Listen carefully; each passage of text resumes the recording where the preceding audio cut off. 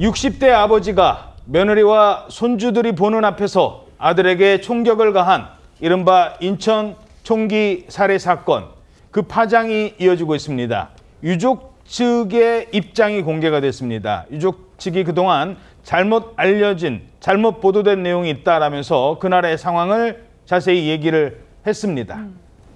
자, 일단 그동안 계속 그 아버지와 아들의 갈등 문제, 뭐 이혼하는데 아들이 아버지 편이 아니라 엄마 편이었다, 이런 얘기가 있었거든요. 그런데 가족들, 특히 이제 피해자들 얘기를 들어보면 사건 당일날 아들뿐만 아니라 며느리, 손자, 그 옆에 있는 사람까지 살해를 하려고 했었다, 이런 주장이 나왔어요. 네, 그렇습니다. 유족 측에 따르면요, 피의자인 아버지가 그날 며느리와 손주들까지 살해하려 했다라고 주장을 했습니다. 유족 측이 공개한 입장문과 이 동아일보의 인터뷰로 나눈 그 지인이 사건 그날의 상황에 대해서 생생하게 전했는데요. 아버지가 편의점에 다녀오겠다고 나간 뒤에 오랜 시간 집에 들어오지 않았다고 합니다. 사망한 피해자인 아들이 그래서 전화를 걸어서 더운데 왜 안 들어오세요? 이렇게 전화를 걸었다고 하고요. 예. 전화 후에 33층 집으로 돌아온 아버지는 나갈 때는 못 봤던 그 가방을 들고 들어왔다고 합니다. 예. 그 가방이 뭐냐라고 이제 아들이 묻자 질문을 함과 동시에 가방에서 사제 총기를 꺼내서 아들을 향해서 격발을 했습니다. 아버지는 이 파티에 참석했던 며느리의 지인에게도 두 차례 방아쇠를 당겼는데요. 하지만 총기에 문제가 있었는지 불발됐습니다. 지인한테도 방아쇠를 당겼어요? 네, 며느리는 아이들과 함께 방 안에 피신해 있다가 남편을 보려고 나왔고 그 상황에 시아버지와 마주치기도 했습니다. 잠깐만요. 그때 며느리는 애들 피해가게 하려고 같이 이제 방 안에 있다가 남편이 어떻게 됐는지 문 밖으로 나왔습니다. 그때 다시 또 남편한테 총을 쏜 시아버지와 마주치는 겁니다. 이때는 무슨 일이 있었습니까? 정말 끔찍한데요. 그러니까 일단 범인이 시아버지가 총기 재정비를 마친 상황이었다고 합니다. 며느리에게 소리를 지르면서 추격을 했다고 하는데요.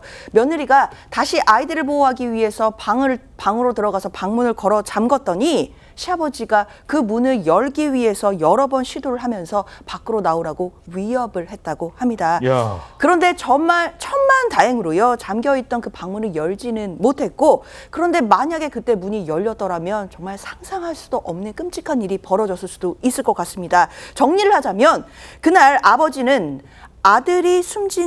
자신의 아들인 숨진 피해자뿐만 아니라 그 자리에 있었던 모든 사람들을 살해를 하려고 무차별적으로 계획을 했고 이를 실행을 했지만 다만 총기의 문제로 미수에 그쳤을 뿐이다라는 것이 유족의 입장인 것입니다. 만약에 그 총기가 작동했더라면 사실 그 자리에 있는 모두가 살해될 뻔도 했다라는 것이 지금 유족 측의 입장이라고 보시면 되겠습니다. 자, 며느리 지인도 옆에 있었는데 그때 방아쇠를 2번이나 당겼답니다. 총에 문제가 있어서 이 격발이 안 됐을 뿐이지. 아들만 노린 범죄가 아니다, 무차별적 살인을 계획했다라는 게 유족 측의 주장인 겁니다. 자, 그날 아들의 집에서 생일 파티가 열린 것도 사실은 아버지의 고집 때문이었다고요? 그렇습니다. 범행 당일이 아들이 생일이 아닌 아버지 생일날이었었는데요. 그런데 왜 아버지 집이 아닌 아들의 집에서 생일 파티를 했을까? 상당히 의문스러운 상황인데요.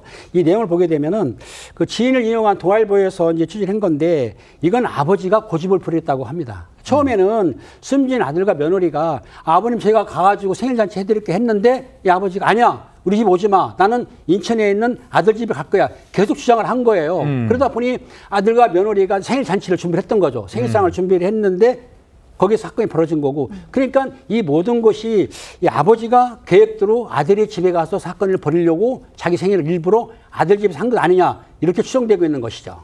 왜 그날 그 장소였을까요? 이 아버지라는 사람은 왜 자신의 생일을 축하하기 위해 모인 그 사람들을 공격하려고 계획한 걸까요? 범죄심리 전문가는 이렇게 분석했습니다. 가족에 대한 그 원한이나 원망이 있었던 것 같아요. 자녀나 자녀의 가족이 이혼한 전처의 일종의 그 분신, 아바타로 보이기 때문에 그 자녀의 가족을 일방적으로 이제 몰살을 함으로써 부인한테 어떤 복수의 표현을 하고자 하지 않았냐, 이렇게 보여집니다. 자, 전체에게 복수를 하기 위해서 계획적으로 이루어진 범행이라는 게 전문가의 현재까지의 해석입니다. 근데 범행 날짜가 중요하다 이런 분석도 있다고요? 왜 그러냐면 이 아들의 바로 출국 전날을 이용한 범행이었다. 이게 문제가 되는데요. 이 아들이 처와 그 두 아이들과 함께 이 생일 다음 날에 미국으로 출국을 할 예정이었었다고 합니다. 그리고 이 범인의 전처도 지금 미국에서 거주를 하고 있는 거예요. 다만 이제 이 아들 가족이 현재 미국에서 체류 중인 이 전처를 보기 위해서 출국을 했었던 그런 어떤 상황이었는지, 그리고 아버지가 이러한 사실을 사전에 인지를 하고 있었는지는 아직까지 밝혀지지는 않고 있습니다. 예. 자, 범인이 전체에게 복수를 하고 싶었던 게 맞다면 그 이유는 뭐였을까요?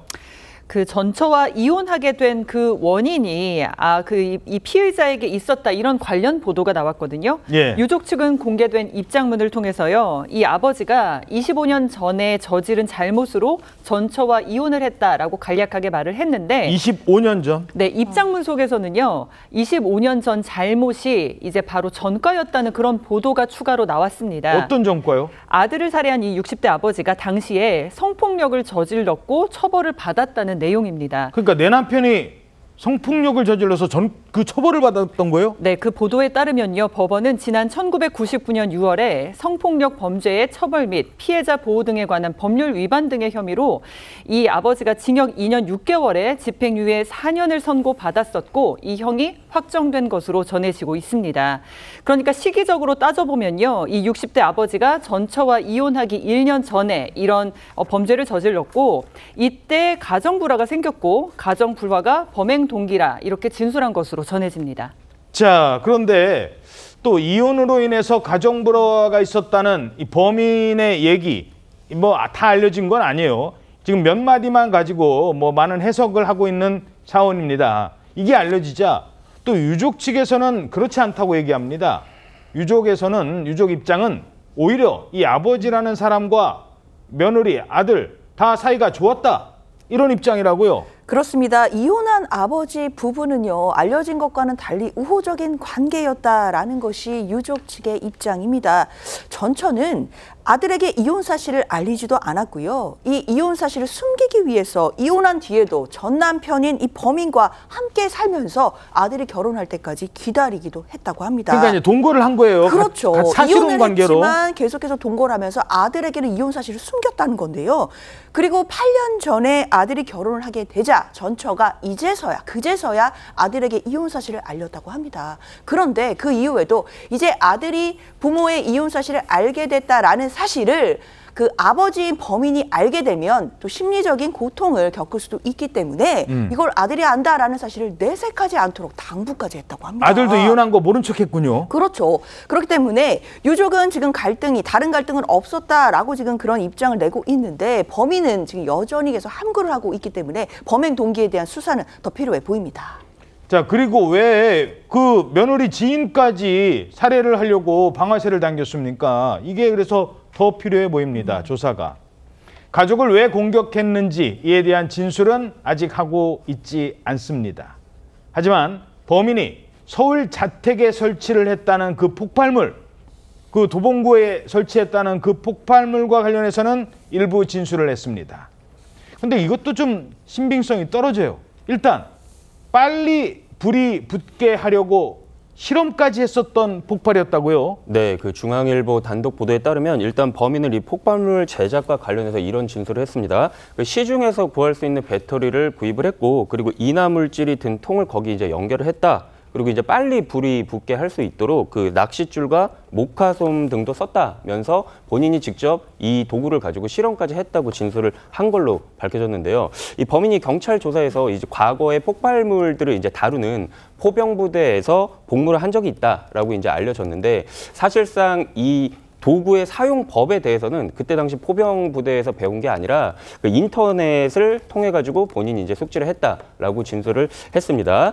다만 이렇게 폭발물을 설치를 한 게 인명 피해를 목적으로 설치를 한 것은 아니고 실험을 한 것은 아니다라고 이제 주장을 했는데요. 다만 이 폭발물의 위험성을 낮추기 위해서 집안의 창문을 다 열어놓았었다. 그리고 이 타이머를 맞춰놨었는데 그 폭발물에 연결된 타이머가 정오 시간이라는 거예요. 낮 월요일 12시. 정오 시간. 예, 그렇기 때문에 사람들이 큰 피해를 입지 않는 시간으로 일부러 본인이 이 타이머를 맞춰 놓았다라고 해서 이거는 인명 피해를 위한 게 아니라 본인의 흔적을 지우기 위해서 이렇게 한 것이다라고 진술했습니다. 아니, 낮 12시에는 집에 사람 없습니까? 불을 빨리 번지게 하려고 실험까지 한 사람이 인명피해를 줄이려고 최대한 낮 12시에 터지겠다? 앞뒤가 안 맞는 이런 진술. 범죄심리 전문가는 이렇게 분석했습니다. 집을 이제 불 태워서 파괴하려는 목적은 분명한 것 같은데요. 부인 명의로 되어 있는 집도 전소 목적으로 시한 장치를 해놓은 거기 때문에 부인을 대상으로 한 공격을 대체 공격을 했다 이렇게 보여집니다. 자, 서울 한복판 아파트에 폭발물 설치하고 총기로 아들을 살해한 범인의 신상. 이쯤 되면 공개해야 되는 것 아니냐라는 주장도 있습니다. 그런데 이게 또 누구 손자인지 알잖아요.